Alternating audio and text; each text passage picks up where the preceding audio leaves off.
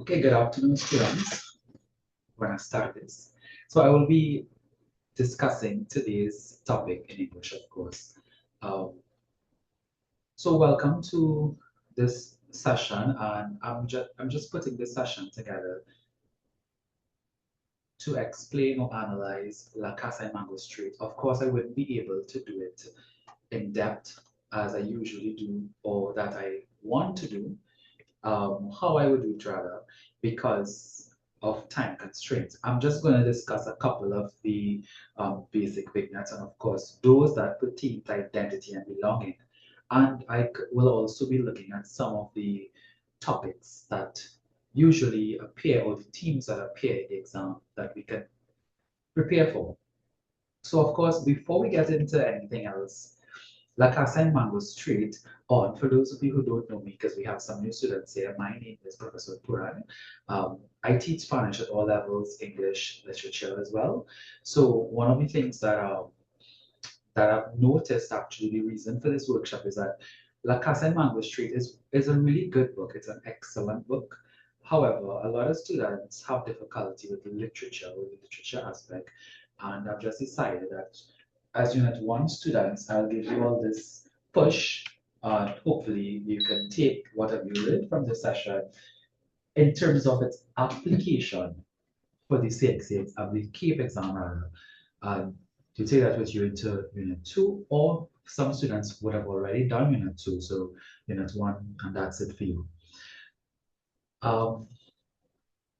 Feel free to speak, feel free to unmute and ask questions, feel free to discuss, as it's an open forum for everyone. I mean, you all are young adults, and I expect you all not to feel shy. The lower forms usually feel very shy when I have workshops and they don't like speaking, but you all can take the opportunity, use this opportunity to interact and ask questions as we discuss and discover La Casa and Mango Street. The first thing I want to mention, or at least show you all, the author, Sandra Cisneros. And when we talk about Sandra Cisneros' book, La Casa en Mango Street, it's important that we at least be aware of the concept of Cisnerismo. Right, I see some students are still joining. It's just for you to understand, of course, where this book comes from, and of course, the socio-cultural context. Sometimes we don't understand that, and we don't read about the socio-historical or socio-cultural context, and that is very important to understanding the events that unfold. All right, so when we're talking about a revolution in American literature, Sanchez Cisneros did not just write La Casa en Mango Street or the House on Mango Street to fit into the traditional European structures like the Bildungsroman or even the coming of age novel.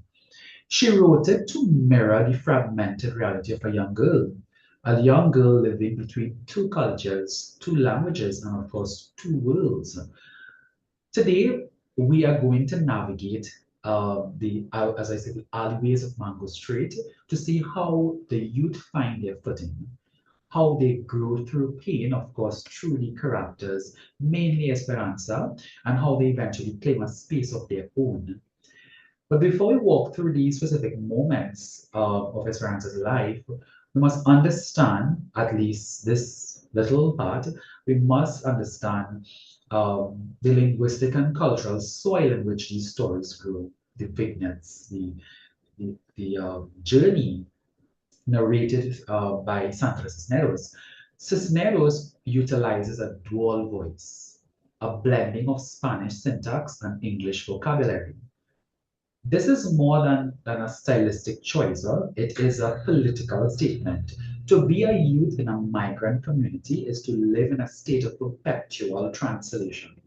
Cisnerismo acknowledges that for the youth, belonging is a double-edged sword. To belong to a neighborhood is often to be trapped by its poverty. So to belong to the American dream is often to lose one's heritage. And the vignettes serve as a bridge between these two conflicting identities.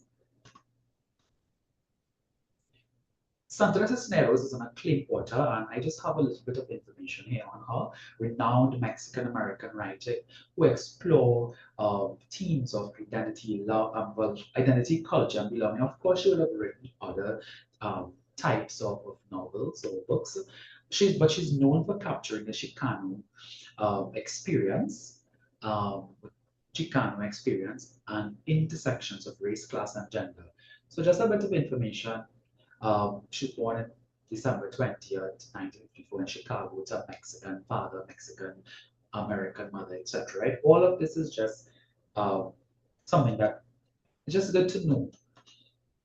But in terms of La Casa and Mango Street, going into this, what or in this particular sense you should be aware of would be the identity, home, gender roles, coming of age, and structure, amongst many other things.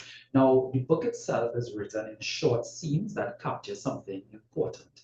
And that is the whole structure of the book itself. It's not written like a typical novel. It's written in short chapters and vignettes, as we call it, right?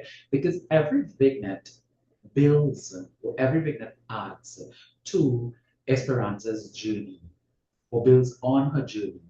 And through every vignette, we have a different experience. So we get little pieces of her life put together.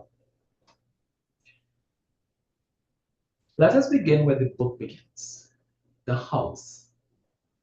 In the vignette, the house on Mango Street, Esperanza describes the move from Loomis to Mango Street, right? So she speaks of a small red house with tight steps and windows, so small you'd think they were holding their breath. This is not the house of her dreams, the one with the running water and a real staircase, right? It is a house that makes her feel pointed at. Not by, I mean, we just have the instance with the nun at school, but of course, it is a house that brings about a lot of shame.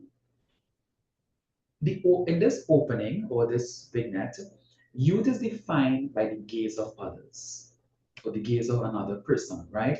Esperanza's identity is formed not by what she has, but by what she lacks. The house is a physical manifestation of her family's socioeconomic or economic limitation. Her growth is sparked by a negative epiphany, which is the realization that she does not belong to the red house, even though she lives within its walls. So the house here functions as a place of displacement for Esperanza. And the nun's question, when they ask, "You live there, vives ahí?" It acts as a weapon that I would say crystallizes Esperanza's class consciousness because it lets her, or she thinks, right? She thinks about her situation. We clearly see the early stages of a young or a youth realizing that the world judges the soul based on where she lives, based on where, your address, your zip code. So this vignette establishes the theme of identity as well as one's environment, where you belong. So through this vignette, we can see that Esperanza is judged. Esperanza is automatically given this identity because of her house, because of where she lives, right? So for Esperanza, her house is a physical manifestation of her socio-economic status. By rejecting the house now, she is initially rejecting a part of herself.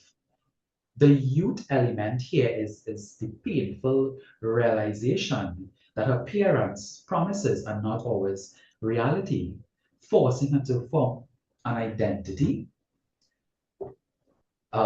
based on longing for something rather than satisfaction with what it is. And even in the first vignette, we see that, or in this particular vignette, when she says, "Then I knew I had to have a house, a real house, one I could point to, the one that she will not be ashamed to point to." But this isn't it. The house on Mango Street isn't it. For the time being, Mama says, temporary, says Papa, but I know how these things go. And of course, this particular line, but I know how those things go, obviously show us how mature she is. And remember, Esperanza is only 13 years at this point, right? And for 13 years, she understands how these things are. Her parents are just telling her this to ease her mind, to probably give her some sort of hope, but she already knows that this is not, it's not a hopeful situation. It's not looking better. So identity now is also seen as a gift, right?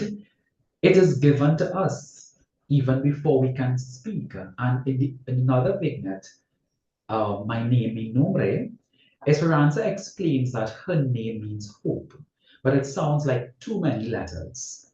She is named after her great grandmother, a woman who has a wild horse of who was a wild horse of a woman, so wild she would not marry until my great grandfather threw a sack over her head and carried her off. So here, youth is a struggle against one's destiny as well. Esperanza looks at the woman in her lineage and sees a soft part of submission, right? She fears, of course, by inheriting this name, she inherits the window, the place where most women, if not all, of Mango Street sit and watch their life go by. So the name for Esperanza is like a linguistic cage. And Cisnero uses the great grandmother as a shadow self of Esperanza. So the theme of growth here is the desire for self authorship, right? By declaring that she wants to rename herself Zeze the X, Esperanza is engaging in an act of rebellion. But remember, it's a name, right? So we can probably use the word linguistic rebellion, asserting that a woman's or a young woman's identity should be defined by her future and not her ancestors' tragedies. So in Mi Nombre, you see this sort of construction of identity. Esperanza describes her name as a muddy color and too many letters. So here we are seeing a conflict, right? Esperanza, for her, of course, her name has two meanings, right? In English, it is like waiting, which is really her social reality, right? In Spanish, it means to hope. But by wishing to rename herself Zazia X, she is performing an act of self-baptism. She is rejecting the window watching fate of her great grandmother, and she understands that to control your name is to control your own destiny. And again, it shows the level of maturity that Esperanza has. She understands that at a young age, the fact that your name could tell a lot about you. She's rejecting that name. She wants to create her own name. And just as she wants to create her own name, she wants to create her own destiny. So I mean, there's a question I can ask. Is her rejection of the name a rejection of a culture, a rejection of patriarchy within that culture? And, well, I mean, it's clear, right? So this vignette is the cornerstone of identity construction. Esperanza feels trapped by the Mexican side of identity. She associates women as those who are waiting for life to happen. She associates women with that sort of concept, looking out the window, hoping for something to happen. And by wanting to change her name, she's attempting, as I said, to perform an act of self-baptism or an act of self-definition. She wants to define her own future, define her own self. She wants to give her name, which will be attached to identity, a new sort of meaning. She rejects the cultural destiny of the woman who came before her, and she's seeking a name that fits the person she chooses to be rather than the one that is inherited through lineage. So this is again based on identity, right? Now there's another one. Well, what we talk about when we talk about identity and belonging, we look at growth. So over here in the vignette, or the vignette, the monkey garden, right? We see that this is a place once a site of magic for children. So like I said, I will not be discussing everything. I'm just selecting some of the vignettes based on themes, right? So I'm getting into the themes. So, of course, one of the major themes is identity and belonging. After I discuss everything, I will just kind of wrap up and show you all how to look at the team. So for those who are actually doing La Casa and Mango Street for the essay itself, I will just give you some pointers of how to attempt that. And for those who are doing it for the first part, I will also just review a couple of things, which is the short answers, right? So I'm just going to go through the teams. So I'm continuing discussing identity and belonging. So in the vignette, the Monkey Garden, we see that it's a place of magic for children, right? A place where cars disappeared on the weeds, everything was green. But as Sally, Esperanza's friend, begins to, interest herself in boys, the garden changes, right? When Sally goes behind a blue pickup truck to kiss boys to get her new key, to get her keys back, Esperanza is outraged. She tries to save Sally, only to be told to go away. And what does it show? This is one of the vignettes that shows the depth of childhood for Esperanza, right? It is one of the turning vignettes because the garden is a literary symbol, our classic literary symbol of innocence, the Garden of Eden, as probably could allude to that, right? It becomes sour and overgrown.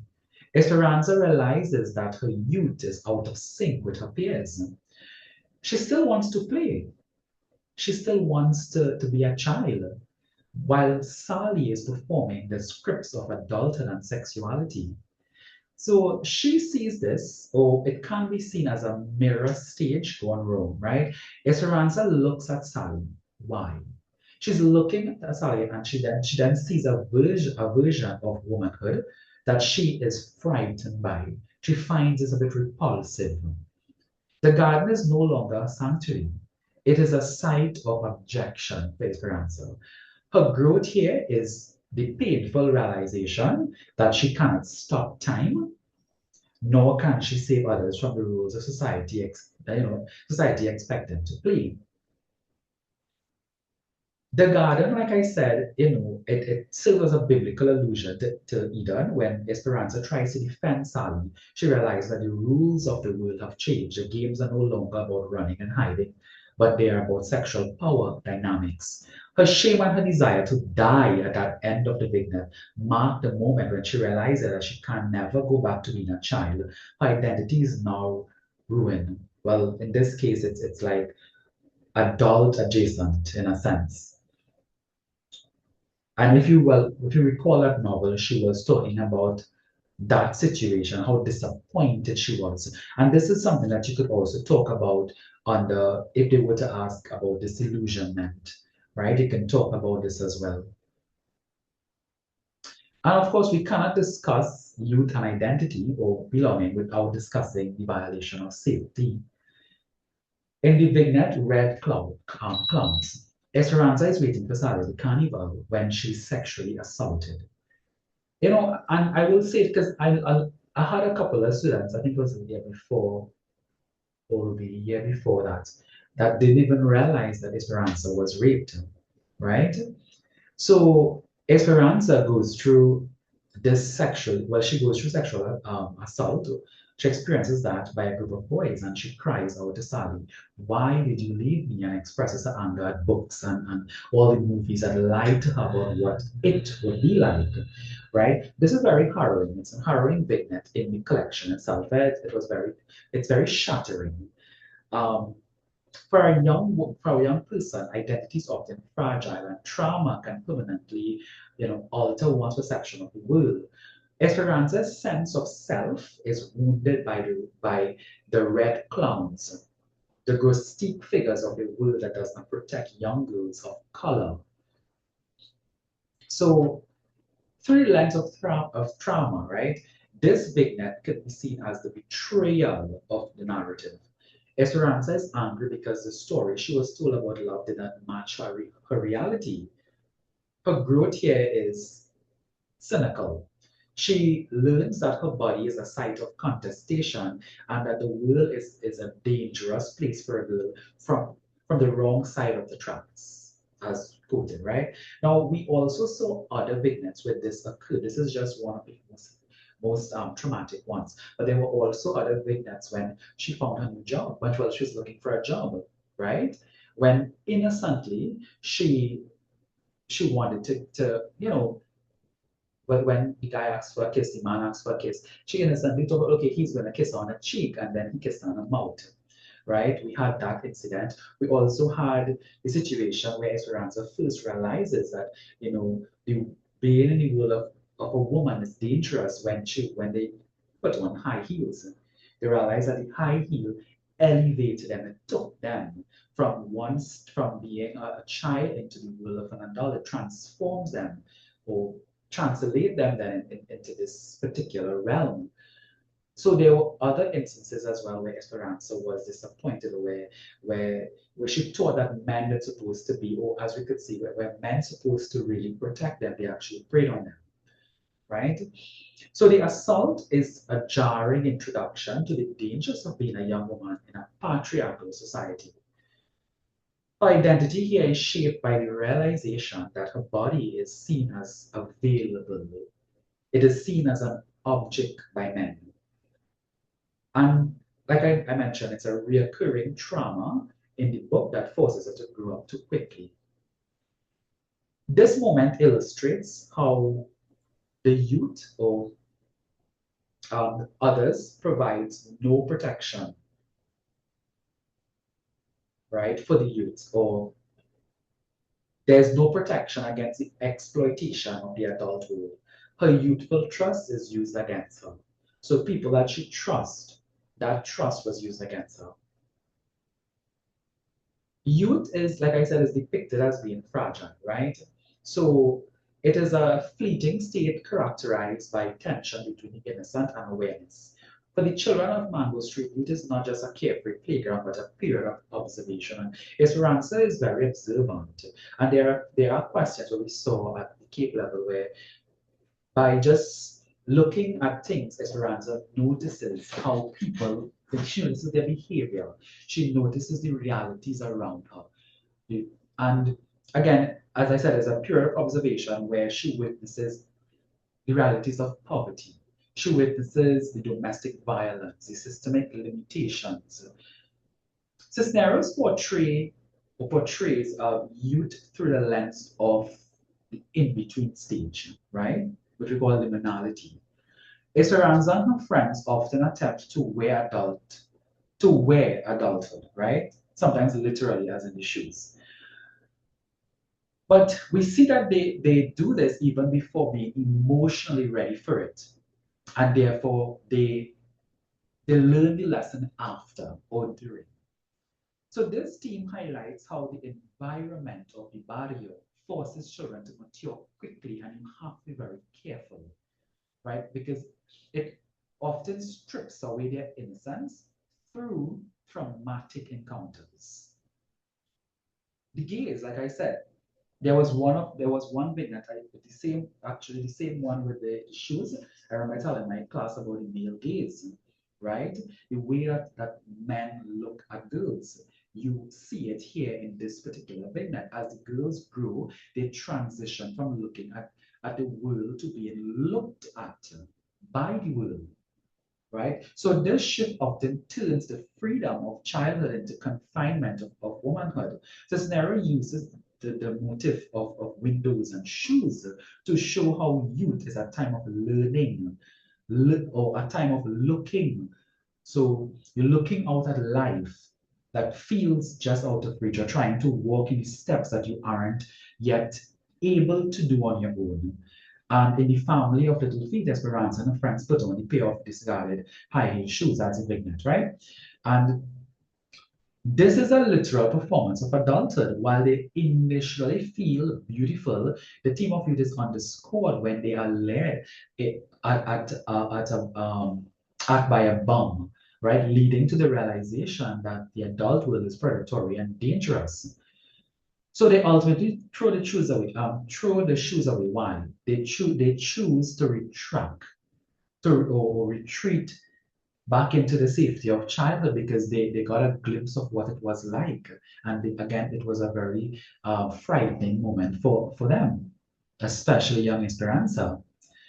So Another turning point, another vignette that, of course, highlights um, the change from or the transition from childhood to adulthood would have been the vignette hips, right? Where they were jumping. So of course it's an activity that a lot of people, a lot of children do. You see a lot of girls do jumping.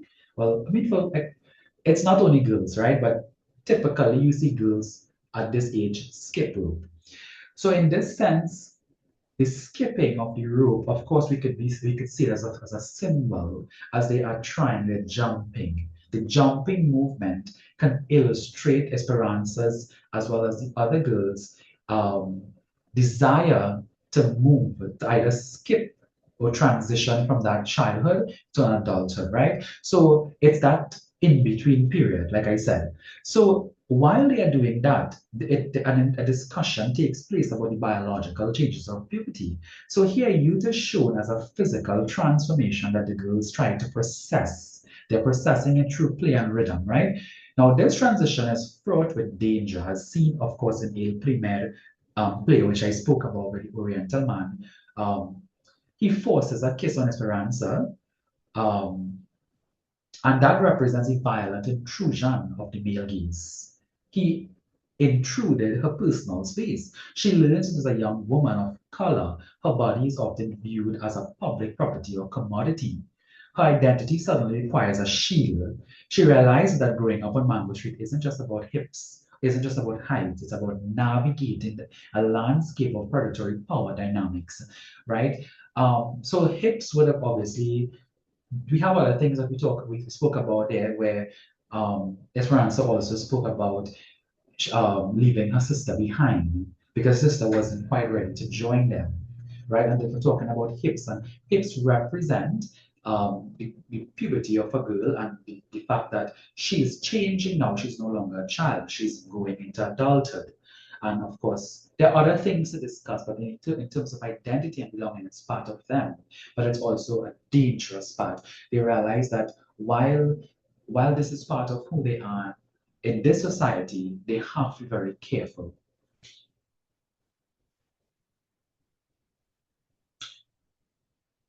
Identity in this particular novel is multifaceted. It encompasses cultural heritage, gender, and socioeconomic status. Esperanza's struggle is one of self-definition, which we met at the very beginning of the text. She is a girl who didn't want to belong. Her identity is shaped by a dual struggle. Internally, she seeks a sense of self that is independent of her family and her street.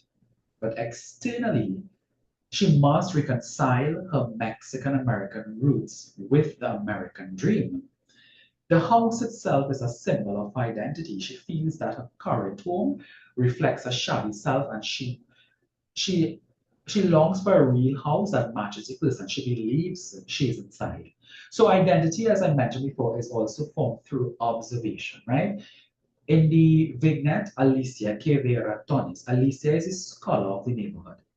She's the only one who stays up late to study behind a rolling pin. Alicia served as a mentor figure for Esperanza's intellectual identity. Her father tells her woman places in the kitchen, right?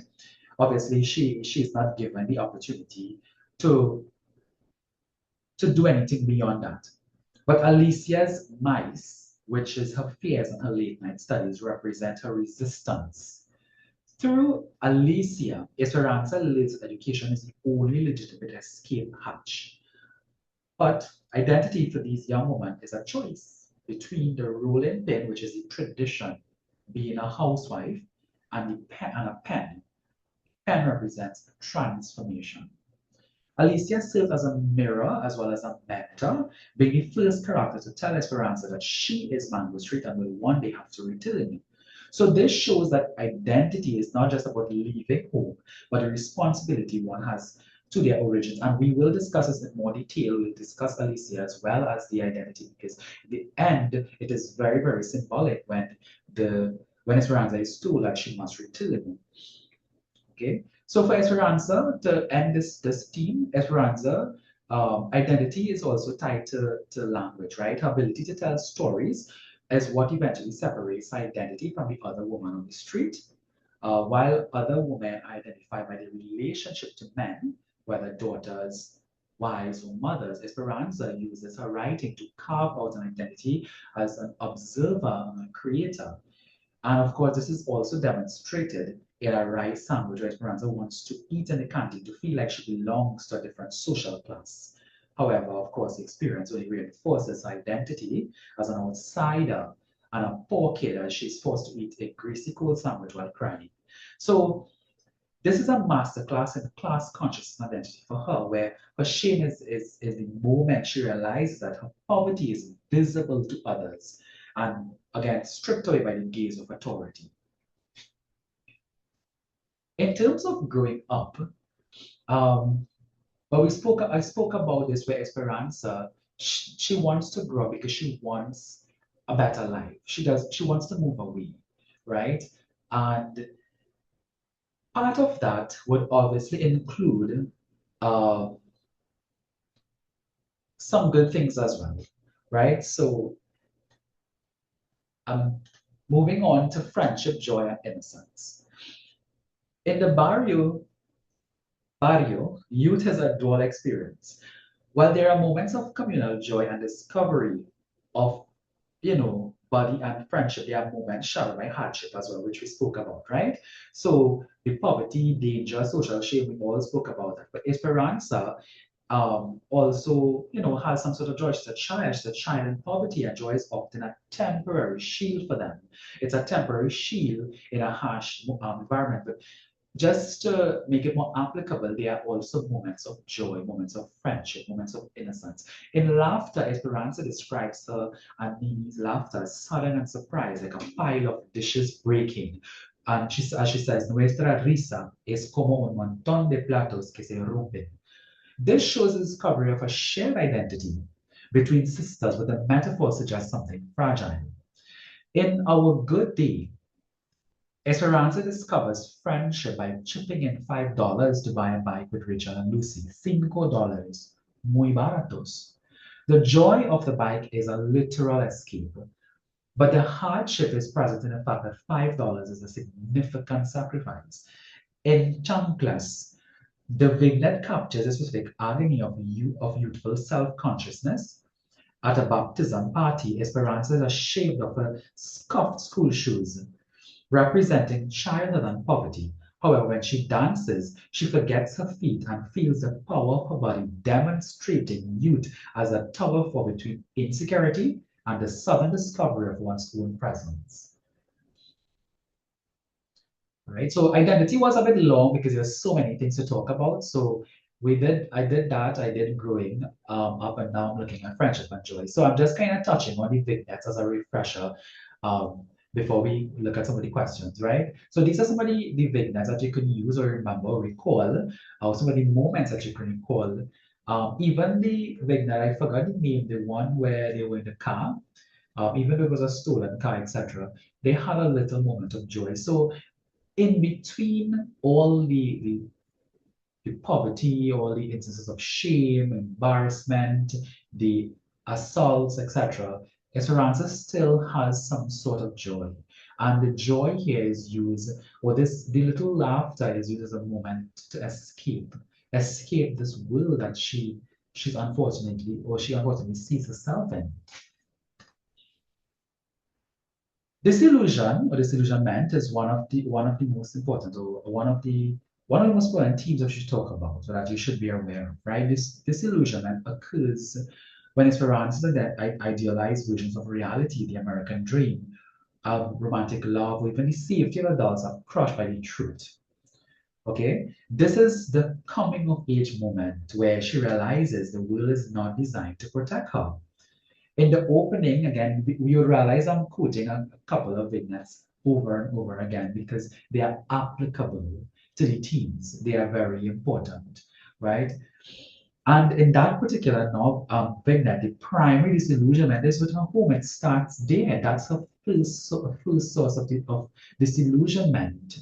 She's ashamed of her home. She's ashamed of what it represents. I mean, identity itself, when we spoke about that, the fact that she's in a migrant community, she's judged. That is also something. I mean, she can't change her innate identity, but she could change what her name represents. She could change where she lives, right? So the house on Mango Street is the primary disillusionment. She expected a house with running water and pipes that would no es la casa que habríamos querido. This reflects the economic disillusionment of youth, realizing that parents can't provide the dream that they promise. Coming to America, that's American dream, right?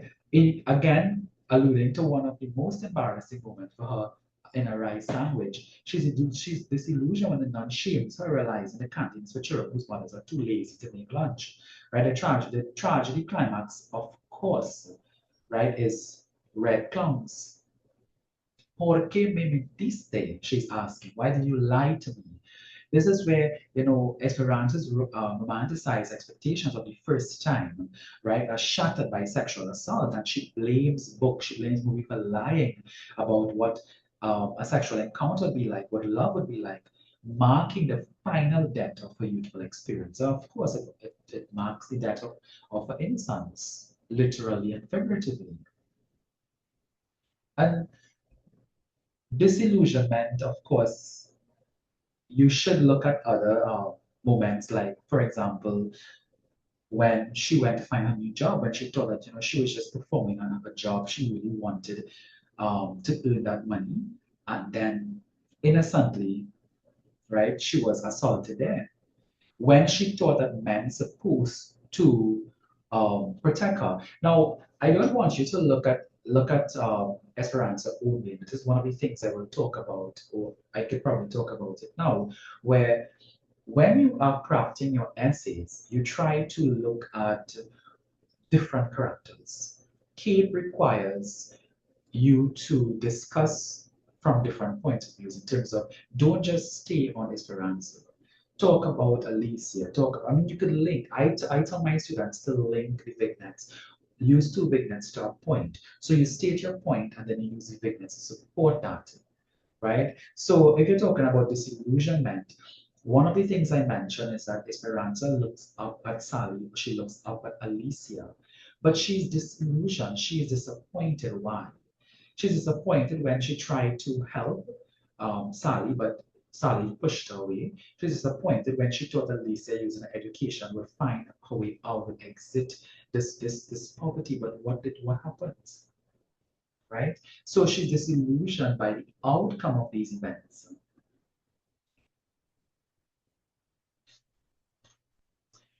So another thing is escapism. It's as a vital mechanism, a survival mechanism, sorry. And because the physical reality of Mango Street is small and red, Esperanza must use her internal world, right? Imagination. She's imagining and she's writing, she's creating a space where she can breathe. In Monkey Garden again, when the world gets too confusing, she tries to tame the garden and hide it in wanting it to be a feeling in her heart. Quería ser un sentimiento en el corazón. The garden is a symbol of Eden, a child where she tries to escape the sexual pleasure. Precious. In Sky Above, Ground Below, Darius, the clouds, of course, Darius looks at the cloud and sees God. Esa nube de haya. Esa es Dios. Even the most hardened children have to use their imagination to find the beauty in an environment dominated by concrete and trash. And that was actually a really nice vignette as well, a vignette as well, because as it says here, they were able to see the good. Esperanza was able to see the good, right? In Elenita Cards Palm Water, Esperanza visits a witch woman to find a house in her future. This shows the youthful desire for certainty and the search for a magic solution to life problems, right? Elenita sees a home in a heart, a metaphysical concept Esperanza is too young to appreciate and to understand. So, like I said, um, she wants to find ways to escape. She wants to escape, right? But don't look at it from just escaping from Mango Street. Look at the little moments Look at things that helps her to escape in that moment during what she's going through, right? The little you could even use a point where you say laughter. She's escaping the poverty, the well, not really the poverty, but the effects of the poverty, the sadness, the depression in these little moments.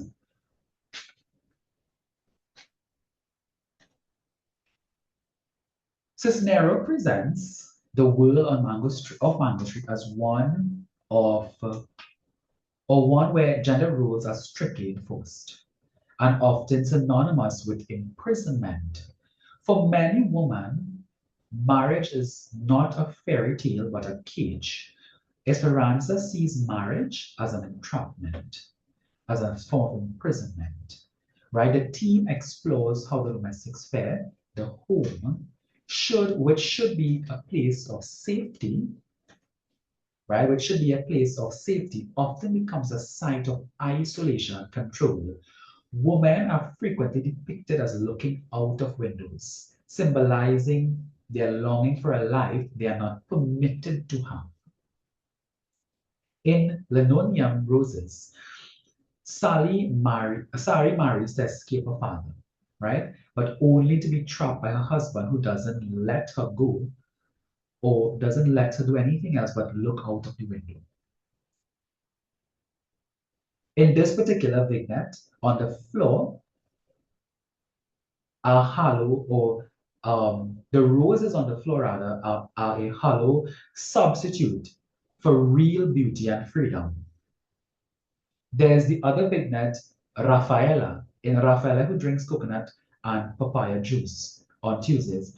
Rafaela is locked in her apartment. She is getting old from leaning out of the window. In Minerva writes poems, Minerva is trapped in a cycle of an abusive husband, leaving and returning. Even though she writes poems on little pieces of paper, her gender role keeps her trapped in big trouble. Esperanza now decides in Beautiful and Cruel that she will not be tamed, choosing to model her identity after any characters, any of those female characters, right, who drive men crazy and offer nothing. An act of rebellion. So she doesn't want to be like that. That rephrase that. She doesn't want to model um, do, their identity. She wants to recreate her identity. And there's some characters that she says is femme fatale, right? These are the characters that she wants. If you look at it from a literary point of view, characters who drive men crazy and offer nothing. It's an act of rebellion for her. So under this point where marriage is seen as a form of entrapment, Esperanza doesn't want that. Esperanza sees, and not just married women, Esperanza sees women in general as being a victim. And of course, entrapment is another victim here. Sorry, um, is another form of danger or abused that Esperanza does not want. This team social class and inequality, it's prevalent. I'm not sure if they might bring it literally like this because remember the team for Cape is youth, right? La Juventud. So they may not really focus on social class, but I just want to mention that the book is a critique of this. Um, the book is a critique of the socioeconomic barriers that keep families and neighborhoods that don't reflect their weight, right? Those who don't addresses um, the othering of the barrio, right? Where people of other races get scared when they wander in. And we could see this in certain aspects, like Geraldo Nonasni, right? Shows how a migrant worker becomes invisible after that because he has what? No ID, right? In Bums in the Attic, Esperanza's desires for a house is tempted by class consciousness. And as I mentioned, this vignette is important to mention, Esperanza is kind. Esperanza wants to help. Because when she talks about, when she have the house, she talks about giving them a place to stay, right? Her vow is to let Bums live in her attic. And this is a rejection of this elitism. Her identity is also seen in four skinny trees, where she identifies with growing trees despite the concrete representing, of course, her internal resilience and the strength within to fight. So the social class is important. We do see the difference, and it falls under discrimination as well, if we were to talk about discrimination, because for Esperanza, she's judged. She's judged because of her socioeconomic status. She judged where she comes from, her social class, her history. She's judged based on her identity, the Mexican American identity, right? And of course, language. But language is presented as both a barrier as well as a tool for liberation, right? For those who cannot speak, and we saw that, right? For those who cannot speak English, like in No Speak English, language is a wall, right? Mamacita is a prisoner because she cannot communicate. For Esperanza, however, writing rather, is the key, and that's what is going to help her, right? In Monkey Garden and Red Clowns, writing allows her to take the pain and turn it into a piece of paper, making it something she can control. So again, you can use this as a form of escaping, right? As I said when I spoke about escaping, escaping is not just coming out of Mango Street. She's looking for an escape at the moment as well. What is going to help her? Her writing, right? A house of my own describes the ideal house having paper and pencils before furniture, showing her identity is dependent on her ability to write. The final vignette, Mango says goodbye sometimes, explicitly links writing to freedom. I put it down on paper and then the ghost does not ache so much. The ghost does not ache so much, right? So finally, we reach this point. She looks a bit older here, of course, but we reach the resolution of herself. In a house of my own, and Mango says goodbye. Sometimes Esperanza describes the ideal house, a dream of silence, right? Identity is achieved when she embraces her role as a writer. She realizes that her belonging isn't to a physical house, but to the community of stories. She finds power in her marginalization. She isn't just a girl from Mango Street, she's a voice. She is the voice of Mango Street, right? Utilizing, of course, literature via literature. Esperanza does not just escape to assimilate. She uses the tools of writing to validate this. Her identity is communal, and it's now communal and political, I would say. So we see a shift from the beginning, which is more individual, to now collective. And of course, we see that as well in Las Tres Hermanas, right? The mysterious aunt, aunts rather, tell Esperanza, you will always be in Mango Street. You can't erase what you know. You must remember to come back, right? This is the ethics of the return. Identity is ultimately found in her voice as a writer, using the experiences of a youth to define who she is and what she stands for. So in closing this particular part, we are not ending the workshop, right? I'm just closing up the discussion in terms of um, the book and the bigness that I feel are important at this point, right? Um, Sandra Cisneros shows us that youth is not a waiting room for adulthood. It is the period where you gather, you gather what is necessary so that you can build a foundation, right? Identity is an act of courage. It is the courage to look at a crumbling red house and say, this is not me, right? It is the courage to look at a name that sounds like sadness and say, I will make it sound like power. So through these vignettes that I highlighted, we learn that growth is messy, belonging is complicated, and the experience of is often painful, right? But as long as you have the power to tell your own story, we are never truly homeless. And that is the lesson that Esperanza learns. We must remember the ones who cannot come out, as she says, who cannot out. And in her closing, that's what she says, right? They will not know I have gone away to come back. For the ones I left behind, for the ones who cannot out, right? So This is just a summary of everything, I guess, that you should be aware of going into the exam. And there are other vignettes as well. So, firstly, I want to just talk about this particular part for those who are doing the literary analysis, which is section E, right? You will be given an excerpt from the literary text. Now, this is followed by several questions designed to assess your comprehension and analytical skills, and um, it's it typically includes questions like they ask you to summarize the plot. So you are allowed to go with your book. What is important to note is that sometimes if the vignette is very short, they may give you the entire vignette, right? So there are vignettes that are really short, like for example, Pelos. Pelos is really short.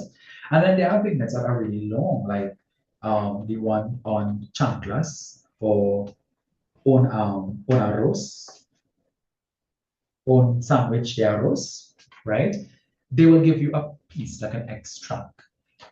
It is important to know that you should only focus on what is given to you and do not use the book to get information other than what is in front of you, right? You cannot use any sort of information before or after the extract. So based on this extract, you must be able to prepare a brief summary of the passage. So highlight the main ideas and of course the event. I would say read it and take your time. You have enough time for this paper and just look at the events that happen. You can jot down the events and then from that you write it in continuous prose, of course, in Spanish. Um, Sometimes they will ask you to justify your responses. Well, this will not be for the summary, but when you're writing the summary, if you want to include like one or two lines, when I say like lines, like one or two words in between to create that summary, sure, don't use any long quotes. It's not necessary here. They can ask you to analyze a character. So how would you characterize this person? Or how is this person seen here? What are the traits? However, they ask you, and they will ask you to justify. But even if they don't ask you to justify, it's important that you do give a line or give some sort of information from the passage to show the character's behavior, the character's attitude, the character's trait. Even if they ask you character interaction, you don't know what they could ask, right? Because it's structured, we know it's predictable, but CXC has been changing some of the ways that they ask questions, right? Um, Team identification, you could be required to identify and discuss the central teams. So they could ask you, what is a team? So you have to be able to pull out the team and, of course, justify your response with phrases or lines. Literary devices, expect questions that may ask you to identify any literary device and analyze that device. They can ask you what is the function of the device, right? Why did the author use this device in this particular context? This context as in the excerpt. What is the function here? Contextual understanding, some questions may ask you to read a line, interpret something of the extract, and you should be able to put this within the setting, the cultural background, historical significance. An example of this is a very popular question. Why were the words written like italics? Vives, i.e., they had a question like that before. So obviously we know because we discussed it. It's written like that to emphasize the place, to emphasize like that, it is written like that to show the tone, the manner, scorn, resentment, with, well, whatever or however you want to describe it, but you know why it's written like that, so you explain it. Personal response, occasionally they might ask you a question that require personal reaction, so it's you pay attention to that. Now, important, identifying the narrative point of view. I know sometimes that's a second question that I left to talk about last. So you might be asked to identify the type of narrative used in the excerpt. Common narrative points will include first person, third person, omniscient writer, and limited writer. So let's talk about this, right? So first person is obviously using the yo and nosotros. The third person uses él, ella, ellos. So we know that, right? Now, we have objective point of view and we have subjective point of view. Objective point of view focuses on presenting only what is observable. So this is what can be seen and what is heard. The narrator does not provide access to the inner thoughts or feelings of the characters, right? They just describe the actions, dialogues, and external events just as it appears, right? So this would be a third-person objective narrative, or I don't know if the example was omitted. Let me see. So this does not delve into the mind. Okay, so it just says this would be a third-person objective narrator or an external narrator who does not delve into the minds of characters. The narrator only describes what can be observed from the outside without personal interpretation, emotional depth, right? So that's objective. Objective, think of something that is, it doesn't have anything, no feelings, no emotions, anything of that sort, right? Now, the subjective point of view is where you get everything. You get the narrator's point of view, you get the personal thoughts, you get their feelings, their emotions. This allows the reader to see the world through the narrative, through narrator's eyes, which might influence how events are presented or interpreted. So a first person narrator where the story is told from a perspective of one of the characters. So what this is trying to tell you here is that usually a first person will tell you this. A first person will say what we did, right? And then we have a third person limited. So let's talk about omniscient versus the limited point of view. Omniscient is where the character knows everything about all of the characters, right? So there are five characters. The narrator is telling you what everybody is thinking, what everybody is feeling. That is omniscient. It's everything around you, 360 degrees. A limited third person is when the narrator knows only what a particular character knows or experiences, right? So if it's only one character, we say limited, right? So this is the point of view. So this is how you will really get into um, this particular literary analysis, right? Um,